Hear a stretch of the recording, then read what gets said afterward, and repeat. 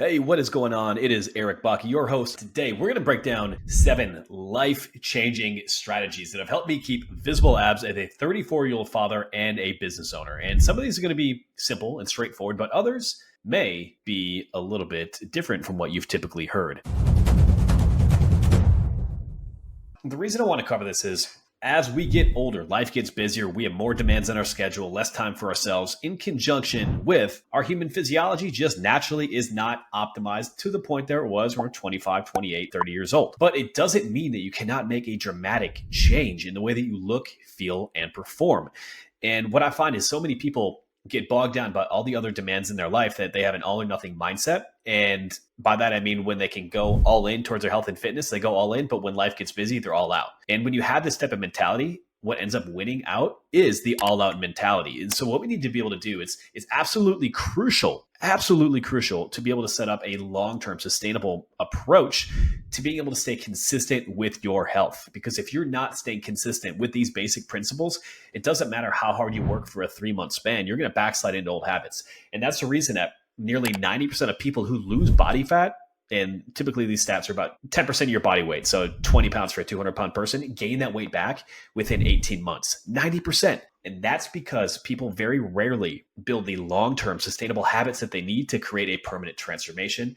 And that's why we focus on those things directly inside of our elite online coaching program, which you can find out more information by just go bachperformance.com/coaching. But that's not why you're here. We are going to talk about 7 life-changing strategies that help me keep visible abs as a 35 at the time of publishing, abs as a father and business owner. So the first one that we need to focus on here is we need to train hard, but we need to train smart. You see, as stress increases in every other area of your life, your training actually has to flow with that. A lot of people like to treat training as a stress reducer, iron therapy, so to speak. That can be a good thing, but from a physiological sense, we have to understand that the harder we push our body, the greater the overall stress load this puts on our body entirely. You see, our body cannot differentiate between the stress that we have directly from sleeping on the floor when your 3-year-old has a nightmare last night. Thanks a lot, Zoe. 2, getting cut off in traffic from an argument with your boss or your spouse or whatever it is, to the hard training and the nutrition that you are putting forward. And so where a lot of people fall apart is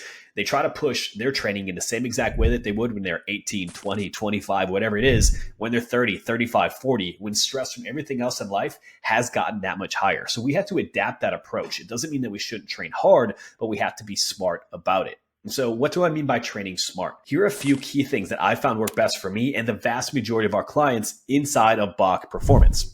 Number 1, lifting weights 4 days per week. This provides enough frequency and volume to be able to build strength and build muscle without it being a full-time job where you're in the gym 6 days per week. Next, we like to focus on an upper-lower training split. So Monday, upper body, Wednesday, lower body, Thursday, upper body, Saturday, lower body session 2. It can be split up any number of days. It's important to always align your training with the days when you're going to have the most free time and flexibility to stay consistent with that time. For many of my clients, I find that that's actually on the weekends. So training Saturday and Sunday, and then 2 days during the week. So with this upper-lower training split, this is important to be able to focus on making sure that we are most effective as we can be within each exercise. And so here is the order of exercises that I like to do. I like to do an explosive exercise. This begins a workout with a jump or a throw. The reason we do this helps build explosiveness, speed, and power, and or maintain that power that will naturally want to wither away. This also helps your body activate what are called high threshold motor units. These are motor units that innervate the fast twitch muscle fibers that we have. These are the ones that are going to be most prone to being able to grow, to be able to rapidly transform our physique, so we look like strong, lean, athletic badasses. So we want to do an explosive exercise so we stay strong, lean, and athletic. The second exercise that we'll do is a strength-focused exercise. It could be a squat, deadlift, a bench press, an overhead press, a pull-up, a barbell row, whatever it is. The goal here is to be lower reps in terms of our training. It could be anywhere from 3 to 8 reps. And we're doing this because when we build strength and maintain strength, we are activating as many fast twitch muscle fibers as we can, which again, as I previously mentioned, crucial for building muscle and maintaining strength, power, all of that great stuff that naturally wants to wither away as we get older. It can directly build muscle in beginners and indirectly build muscle in people who are not beginners, meaning when you are stronger, you can lift a weight for more reps, which means you can create more damage, more tension within a muscle to make your workouts more effective.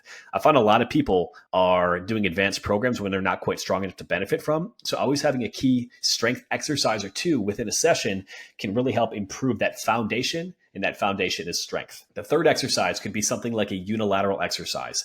So if we're going in order here, we could have something like a box jump, a deadlift, then a unilateral exercise could be a one-arm row, right? Something very simple. We want to use a unilateral exercise because this helps train around muscular imbalances. If you only use barbell exercises, you're going to have some imbalances between left and right side, and that's okay. Unilateral exercises can help more or less build muscle, build stability, and improve some of those imbalances as they naturally pop up to help you prevent injuries and build more lean muscle. So that's a great thing if you want to be strong, lean, and healthy. Next, we're going to have a muscle building focused exercise. Again, some of these are going to be focused on building lean muscle based on the set and rep schemes, but this might be something more like an isolation exercise, or it could be another compound exercise such as a chest supported row after doing a dumbbell row. Here with a muscle building exercise, the primary focus will be in that 8 to 12 rep range where we have a good combination of both mechanical tension, heavy weight, and metabolic stress, aka the pump. And then finally, I like to finish with a muscle building finisher. And so in a case like this, what I'll do, given a workout that we just described, maybe I want to have a finisher for my arms. This could be, I set a clock for 5 minutes and I do 8 reps of the following exercises in order. The first exercise could be an incline dumbbell bicep curl. The second exercise could be a alternating dumbbell curl, standing. And then the third exercise could be a hammer curl. That is a mechanical advantage drop set. We do as many sets of 8 reps as we can going through that series of exercises, and voila, we have a badass workout. Finally, within this workout, we want to be focused that we are taking exercises within 1 or 2 reps of failure. If you are training and you're doing an exercise where you can do 5 more reps with the load, it's not going to be enough to actually elicit a response in your body. And so what we like to focus on is what we call reps in reserve, meaning we have 1 or 2 reps in reserve, meaning we're pushing very close to failure, but we're maintaining good quality technique. So next time in your workout, use the same load that you're currently using, but push that exercise actually to failure and see, am I really within 1 or 2 reps, or am I not training hard enough? That's going to give you a really good indication of how you could improve your training. Ultimately, with your workouts, it's important to remember that success does come down to the ruthless execution of the basics. A lot of people think that they need a complex workout, a complex plan that dramatically is going to change what they're doing. The reality is the things that worked best years ago are most likely going to work best for you now. You just have to be able to find the joint-friendly variations and make sure that you're pushing hard enough within your session so you're getting in and out in around an hour or less. Strategy number 2, schedule everything in your day. So one of the big issues people have is staying consistent with a workout plan. And when we are inconsistent with a workout, it doesn't necessarily come down to motivation. It comes down to discipline and organization. So the first thing is take a second, pull up your phone and look at the screen time. Chances are you're spending time on a few activities that aren't necessarily serving you. And if you got clear on what your priorities were, that would find the magic time that you need to exercise. Pretty simple, right? So here's a very helpful activity that I picked up from one of my mentors, Craig Ballantyne. You only have to do it one time. I know it doesn't sound fun, but what you want to do is you want to write down every 30 minutes in the day. What are you doing and at what time? And what you're going to do, say you wake up at 5 a.m., what are you doing at 5, at 5:30, at 6? And when you do this, you gain so much insight in terms of where your time is actually going in your day. When you gain that data, it allows you to make direct decisions that are in alignment with what you want most out of life. So get clear on what your schedule looks like by running through that activity. Again, just one day, and you're going to be able to find out where your priorities have been and if there's a misalignment between the things that you're focusing on and what matters most. Getting back to scheduling everything. First, I always schedule the most important business task that I have first thing in the day. So once we're up and rolling, I'm scheduling that in. And that way I know, even if shit hits the fan, even if life gets crazy, even if I got to pick up Zoe from daycare or something like that, pretty soon, well, at least I've done that most important task that's moving my business forward. Next, I schedule in family time. What are the non-negotiable times that I want to be able to spend in with my family? For me, that is after work. So it's after 5 o'clock until 8:30, 9 o'clock when Zoe goes to bed. That's a non-negotiable. Work doesn't happen then. Workouts do not happen then. I keep that time directly for the family. Third, schedule my workouts. Workouts are scheduled just like a meeting, like anything else. So if you go into my calendar right now on Google Calendar, what you're going to see, where these workouts are planned. This is something I've seen. It makes a profound difference in the results that my clients get. Because if you constantly wait and put workouts at the back end of your day, motivation is going to wither and die. In addition, you're going to have more stress, more demands on your day as you get going. And pretty soon, that idea of pushing through a workout sounds about as intriguing as walking on hot coals. So schedule that damn workout like it's a meeting, and you're going to be much more likely to get it done. Number 4, schedule a reverse alarm. What does that mean? A reverse alarm is scheduling when actually you're going to get done with work. And so I mentioned that 5 o'clock hour before, right? So one thing that I do is I will schedule, 15 minutes before, so 4:45, that this is when I'm stopping actually doing tasks for the day. And what I will do is I will get organized for the next day. I'm going to write down everything I need to do, what that most important business task is, family time, workouts, all of that stuff, and make sure that I can start tomorrow running full speed instead of guessing what should I be doing and where should I be. When you operate with a plan and a lot of clarity, it becomes so simple to be able to do the things that are most important for you. And that's really what's needed to have a fulfilling life. Ultimately, what we have to do is we have to make time for what's important for us. And we have to make sure that we are actually allocating the time that we have for the things that are most important in our life. And remember, if you're not making time for it, is it really that important? Well, that's something that you have to decide for yourself. Strategy number 3, the 4-4-40 muscle meal method. Now, admittedly, I was somebody who for a long time, I loved using intermittent fasting, but I just found like lately, it just doesn't work nearly as well for me with my schedule, with everything I've going on, and frankly, with my current training. And so what I found to be really helpful is what I call the 4-4-40 muscle meal method. And so here's what that is. You're going to have 4 meals, 4 hours apart, with at least 40 grams of protein within each meal. The reason we want to do this is simple. First, from a protein intake perspective, we want to have about 1 gram per pound of body weight. So you can titrate up and down that last 40 based on how much you want to have. So if you're 200 pounds, it could be 4-4-50. If you're 130 pounds, it could be 4-4-27, whatever it is, right? Don't check my math. I did. And so the reason we want to do this is, first, we need that adequate protein intake. Second, if we space and we eat our meals at consistent times, that consistency helps us stay consistent with the overall approach that we are taking. For example, we have different hormones, leptin and ghrelin, that upregulate, downregulate, that are naturally produced inside of our body during times when we are typically eating, which is why if you normally eat at 7 a.m. and then you go start intermittent fasting, the first week is tough, right? Well, what we want to be able to do is we want to flow with our body, not against it. And so in this case, when we are eating at consistent times, it gives us consistency in terms of when our cravings hit, when our hunger actually hits. And because if we get into a position where we're stressed out, we're tired, and we have a ton of cravings and no good quality food around, well, guess what's going to win out? Obviously, those cravings. So we want to stay consistent with that throughout the day. In addition, when we are having consistent amounts of protein within each feeding, it's actually been shown that our body does a more effective job at breaking down and digesting that protein. And so it's not that you can't have bigger amounts of protein at different meals or that your body can only digest X, Y, and Z amount of protein. That's not what I'm saying. But what I am saying is it's optimal to have consistent protein amounts within each meals at consistent intervals, both from a satiation component, helping you avoid cravings, and being able to optimally use that protein that you are taking in. Of course, overall protein is the most important thing, but the 4-4-40 muscle meal method is a simple way to get there. And so when it comes to meals, what does this actually look like? For me, this is typically overnight oats at around 6:30 or 7 a.m. I'll have a cup of oatmeal, a scoop of protein, a cup of berries. Boom, I'm eating that with my daughter, and we are off to the races. Around 11 o'clock, I typically break for lunch. I use a meal prep service. These meal prep meals generally have anywhere from 40 to 60 grams of protein. Shout out to Project Lean Nation right down here in Charleston, and my good buddy Laren, who's heading that up with his wife Joy. Number 3, a post-workout meal. So typically I'll work out in the afternoon. That will shift pretty soon as it's unbelievably hot in South Carolina when the weather heats up. And then the final would be a dinner with my family. It could be like rice, chicken, tacos, whatever, something like that. Again, I'm going to be hitting that protein amount within that meal. So take the 4-4-40 muscle meal method for a spin. It's a very simple, straightforward way to eat. When you have that consistency and consistency with the meals, it also eliminates decisions. So if you're somebody who's stressed out, it's okay to eat the same foods on repeat. In fact, it may actually be easier. This tip is a little bit weird, but it's really effective, and that's closing the kitchen after dinner. And so there's nothing wrong with eating food later at night. The issue for a lot of people becomes when they're eating food later at night, it's often a stress response because they finally get a chance to put their kids to bed. They finally get a chance to disconnect from work, and they want to zone out on Netflix and crush something delicious on the couch. I get it. But the issue often becomes the foods that we're eating later in the day often are a stress response, and we're over-consuming low-quality foods that aren't necessarily in alignment with our goals.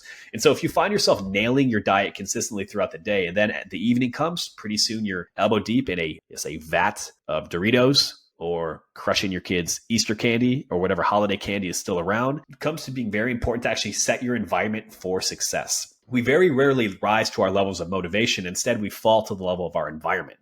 So if you have snacks, if you have trouble foods, keep them out of sight or out of your house entirely. When you're done with dinner, clean the kitchen and brush your teeth to remove temptation. Anytime that there's a habit that we want to be able to prevent, that we want to be able to reduce, what we want to be able to do is put more friction in front of it. So we actually have to have conscious thought. We have to take conscious actions in terms of taking that action before it happens.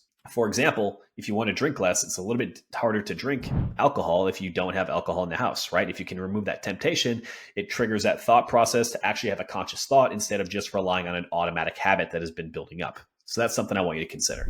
Number 5, the morning power hour. No, not the power hour drinking game that was around when I was in college.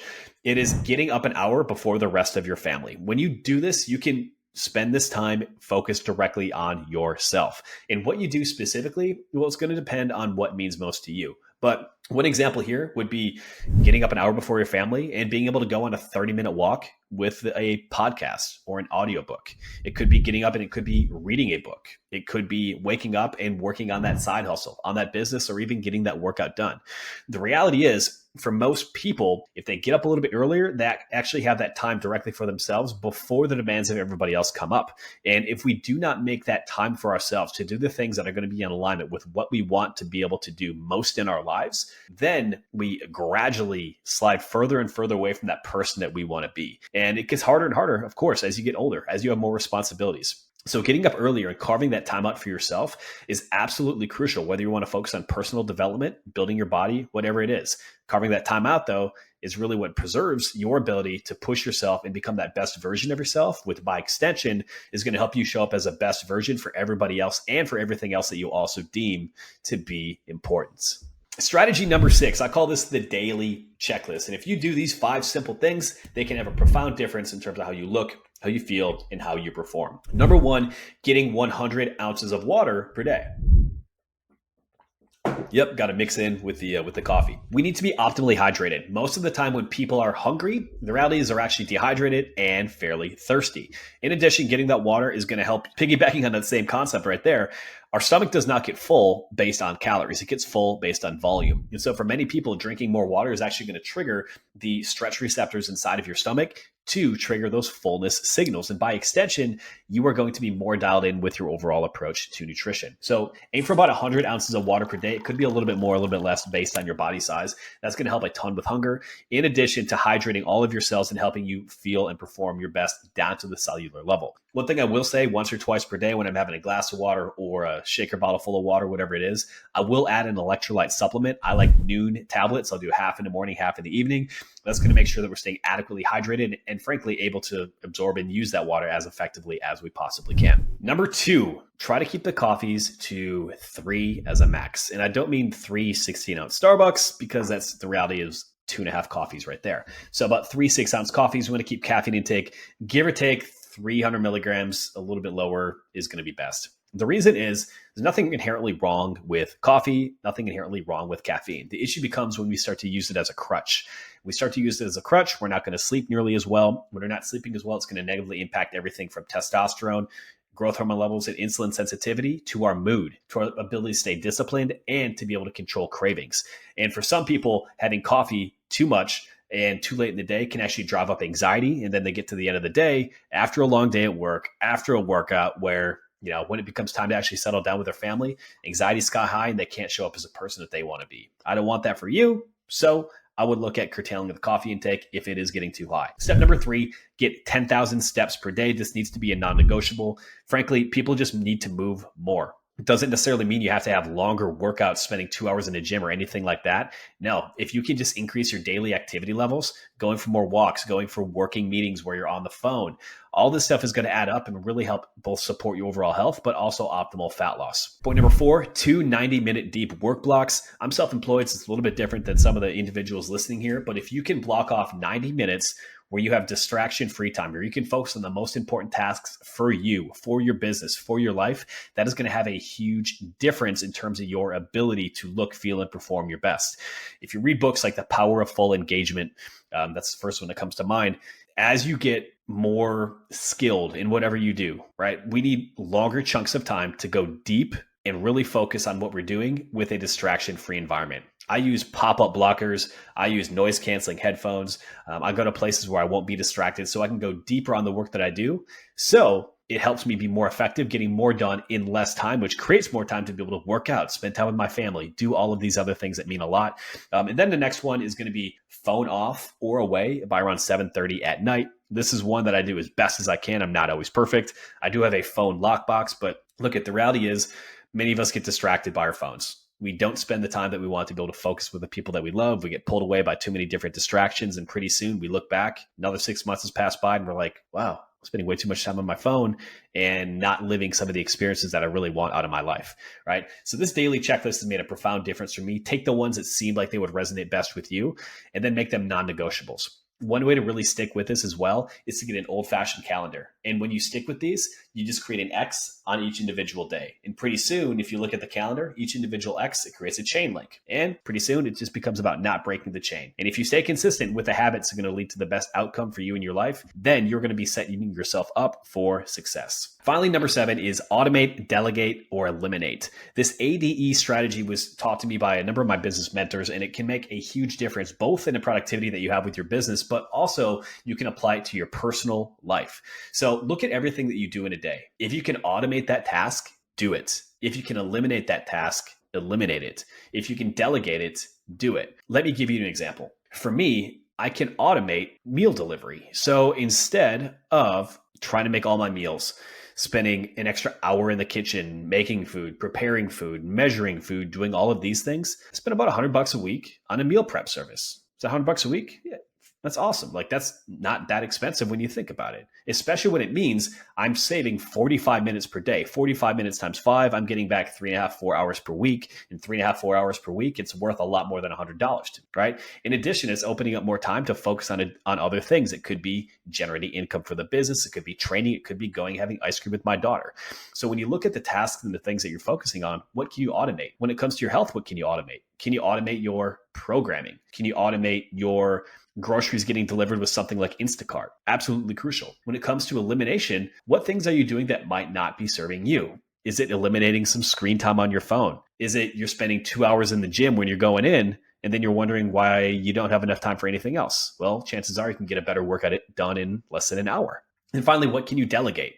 For example, if you are spending hours each week on social media trying to pick out the best exercises, trying to curate the best plan, and then you end up changing it every 2 weeks because you find something else on social media, perhaps what you want to do is delegate your exercise programming to an expert who's going to show you exactly what to do, eliminate the guesswork, and help you get better results even faster.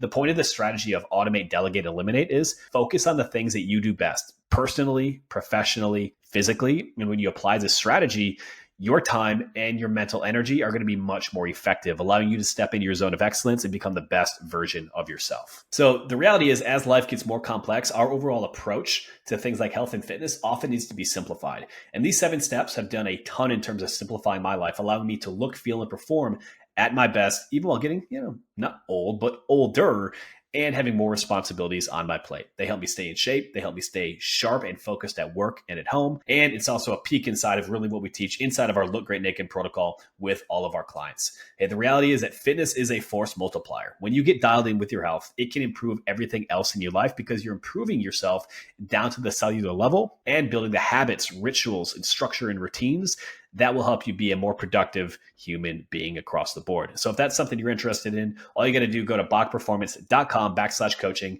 fill out an application, and we will chat with you there. If you are getting value directly from this podcast, do me a favor, drop me a 5-star review on whatever platform you're listening on, or a quick comment over on YouTube so I know that this is hitting home. Until the next time, look right naked without living in the gym. That is the way that we do it.